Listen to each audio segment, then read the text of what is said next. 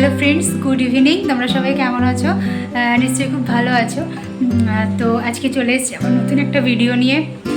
আমি এই বৃষ্টির ওয়েদারে, মানে আজকে তো বৃষ্টি পড়ছে, তো সেই বৃষ্টি ওয়েদারে আমার ইচ্ছে হলো আমি একটু আজকে ডিমের ডেভিল বানাবো। তো সেই জন্য ভাবলাম তোমাদের সাথে সেটা ভিডিও করে শেয়ার করি। তো সমস্ত কিছু রেডি করে রেখেছি, এবার স্টার্ট করব। তো চলো দেখতে থাকো। আমি এখানে পেঁয়াজ কুচি রেডি করে রেখেছি, ডিমগুলো কেটে রেখেছি, কড়াইতে তেল গরম করতে দিয়ে দিয়েছি, ঠিক আছে। আর এখানে আদাটাও রেডি করে রেখেছি। এখানে একটা মশলা রেডি করে রেখেছি, এর মধ্যে আছে হচ্ছে জিরে, গোটা জিরে, এলাচ, দারচিনি, ধনে, মৌরি আর 2-3টে মতন শুকনো লঙ্কা দিয়েছি।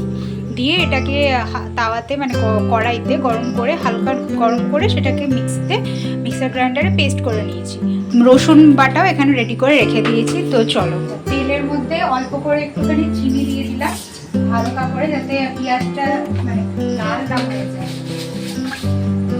এবার তেলের মধ্যে পেঁয়াজগুলো ছেড়ে দিলাম, ঠিক আছে।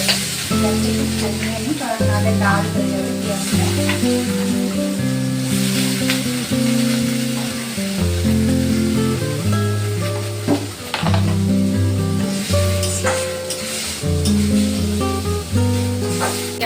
দিলাম আদা দিলাম, আর এই রসুনটা, আদা রসুনের পেস্টটা এবার দিয়ে দেবো। একটুখানি মিশিয়ে নিই, নুন দিয়ে দিলাম, ঠিক আছে। আর একটু হলুদ দেবো।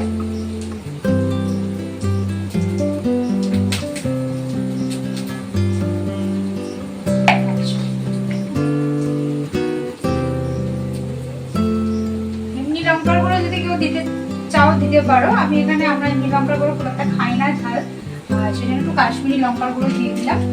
এটাকে একটুখানি কষিয়ে নিতে হবে কিছুক্ষণ। একটুখানি টমেটো সস সেটা দিয়ে দিলাম, ঠিক আছে।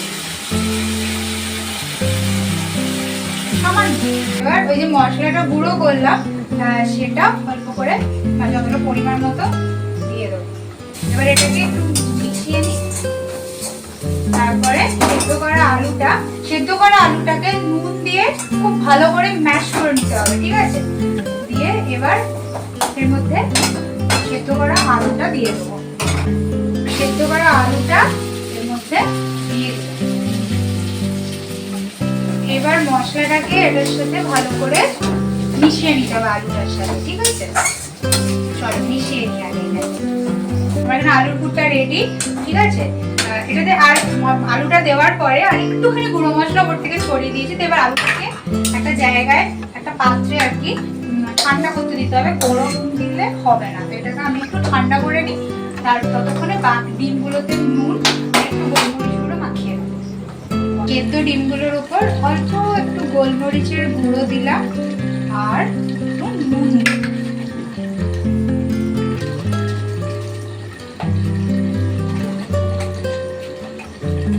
সামান্য একটু নুন ডিমগুলোর উপর ছড়িয়ে দেবো, দিয়ে রেখে দেবো। আমি 2টো ডিম নিয়ে নিয়েছি, ডিমটা ফাটিয়ে এর মধ্যে দিয়ে দিই। 2টো ডিম নিয়েছি।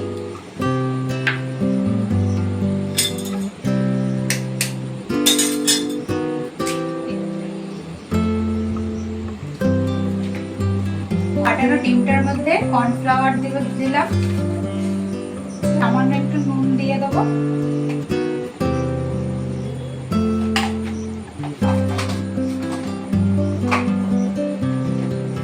আর অল্প করে একটুখানি সামান্য জল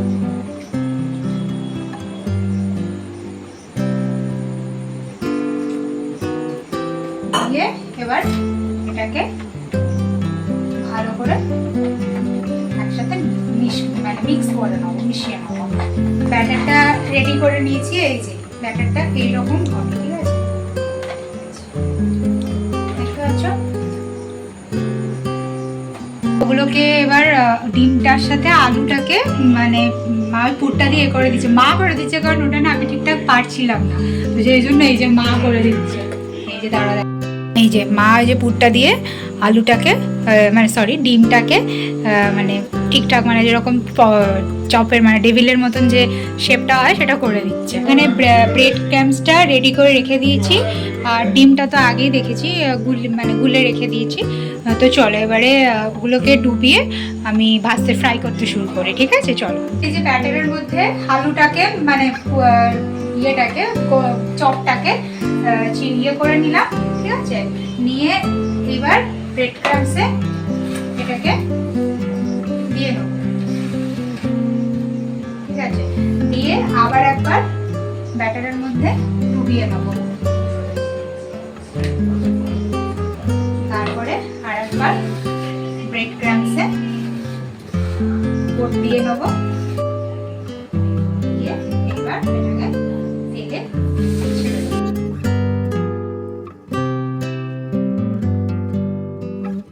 দিয়ে দিয়েছি, এবার কেমন হয়েছে?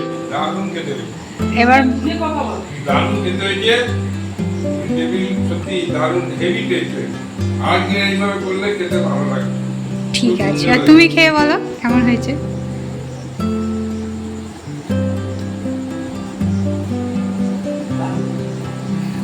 তাহলে এবার আমি টেস্ট করে দেখি কেমন হয়েছে।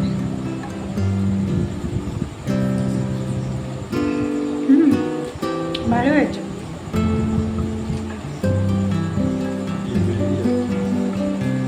তো ঠিক আছে, চলো খেয়ে নিই। তো আজকের মতো ভিডিওটাকে এখানেই শেষ করছি।